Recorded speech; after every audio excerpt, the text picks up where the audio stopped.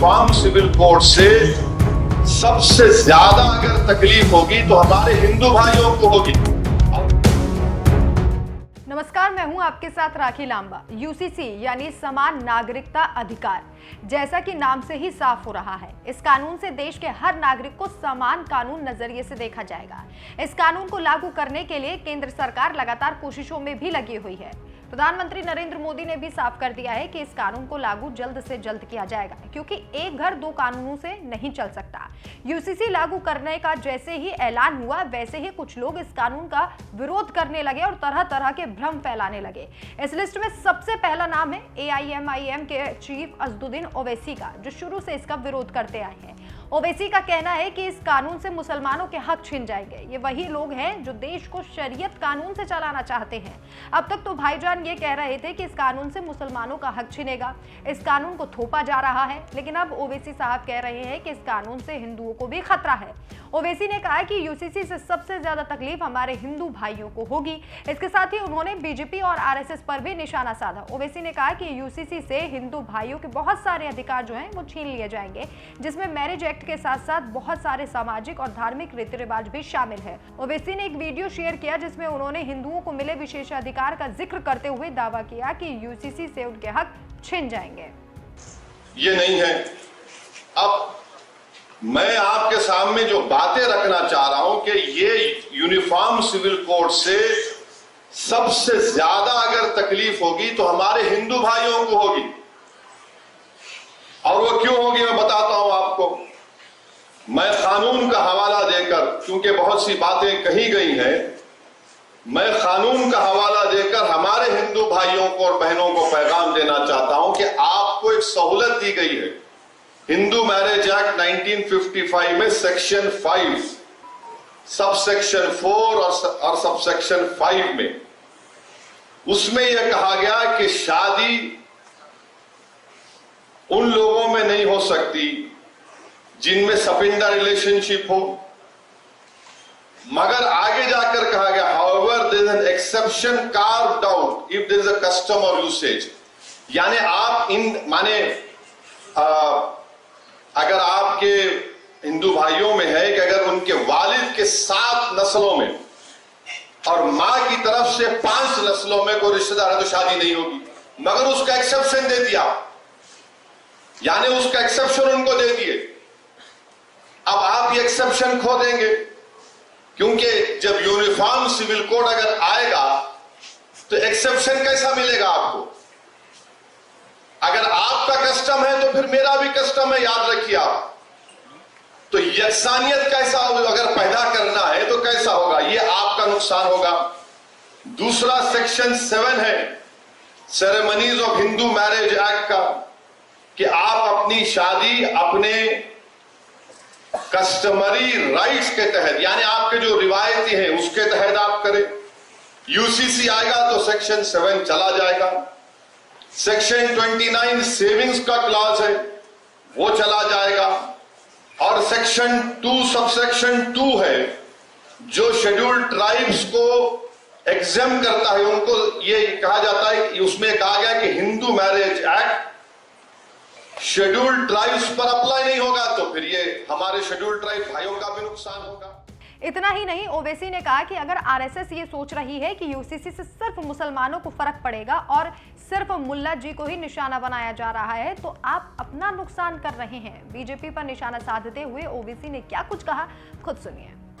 पिछले 40-50 साल से ये संघ परिवार का एजेंडा रहा है कि भारत में यकसा सिविल कोड को नाफिज किया जाए, चाहे वो जनसंघ के रूप में थे या फिर बाद में बीजेपी के रूप में, सियासी रूप में आज हैं।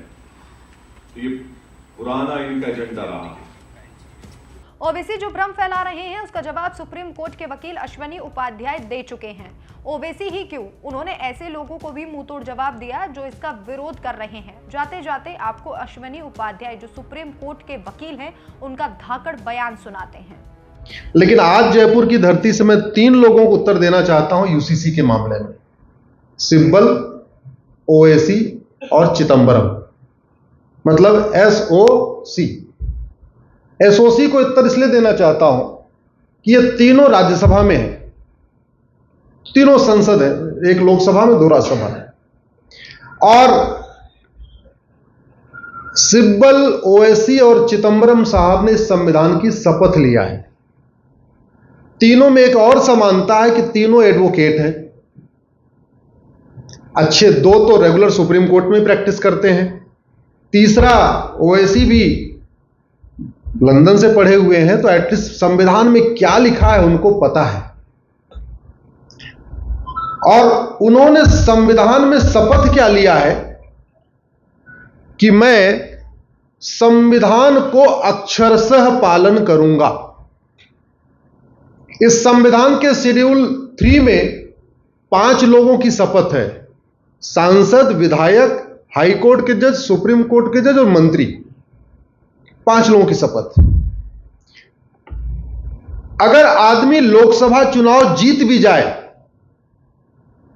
10 लाख वोट से जीत जाए, लेकिन जब तक वो 3 लाइन की शपथ नहीं लेगा तब तक वो सांसद। तो जितना जरूरी है लोकसभा चुनाव जीतना, उतना ही जरूरी है वो शपथ लेना। पार्टी राज्यसभा का टिकट दे भी दे, सेलेक्ट भी हो जाए, लेकिन जब तक वो शपथ नहीं लेगा तब तक वो राज्यसभा में इंटर नहीं कर सकता, तब तक उसको वेतन भत्ता, गाड़ी बंगला नहीं मिलेगा। इसका मतलब यह हुआ कि जिस संविधान की शपथ लेने के बाद ये तीनों महोदय सिब्बल, ओवैसी और चिदंबरम पार्लियामेंट में गए हैं, जिस शपथ के बाद ही उनको सांसद कहा जाता है, जिस शपथ के बाद ही उनको वेतन भत्ता, गाड़ी बंगला, free air ticket, free rail ticket मिलता है, जिस शपथ के बाद उनको VIP ट्रीटमेंट मिलता है, सिक्योरिटी मिलती है, ड्राइवर मिलता है, दिल्ली में बड़ा सा बंगला मिला हुआ है, उस शपथ का ये तीनों लोग वायलेशन कर रहे हैं और बहुत बुरी तरीके से वायलेशन कर रहे हैं, कंप्लीटली मिसलीड कर रहे हैं। मैं आपसे पूछता हूं, अगर कोई गवर्नमेंट डिपार्टमेंट का डॉक्टर वेतन भत्ता ले लेकिन ठीक से इलाज न करे, तो क्या उसको नौकरी पे रखना चाहिए? क्या वो जोर से बोलिए। कोई ड्राइवर अगर वेतन भत्ता ले और ठीक से गाड़ी न चलाए, उसको रखना चाहिए क्या? तो फिर सांसद और विधायक जो संविधान की शपथ लेते हैं, इस संविधान की शपथ लेते हैं मैं इसका अक्षरशः पालन करूंगा, यानी मनसा वाचा कर्मणा इस संविधान को फॉलो करूंगा, एक एक आर्टिकल को फॉलो करूंगा, उसी के अंदर उसी के अनुसार बिहेवियर करूंगा, इस संविधान में लिखी हुई बातों के अनुसार मैं कानून निर्माण में सहयोग करूंगा। और वो आदमी आर्टिकल 44 पे जनता को अगर गुमराह कर रहा है, तो क्या ऐसे लोगों को संसद में बने रहने का अधिकार है क्या? इस बात पे गंभीरता के साथ चिंतन होना चाहिए कि संविधान, खासतौर पे जो मूल संविधान, अमेंडमेंट के एक बार अमेंडमेंट के ऊपर चर्चा हो, बात समझ में आता है, ठीक है, उसको आजादी 1950 के बाद सरकारों ने किया, लेकिन जिस संविधान को हमने 26 नवंबर 1949 को एडॉप्ट कर लिया और 26 नवंबर 1949 को हमने क्या कहा?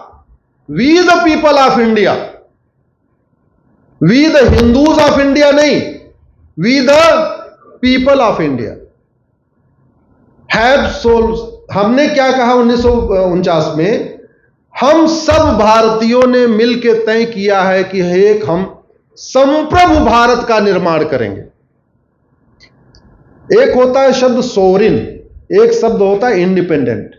इंडिपेंडेंट का मतलब होता है स्वतंत्र और सोवरिन का मतलब होता है संप्रभु।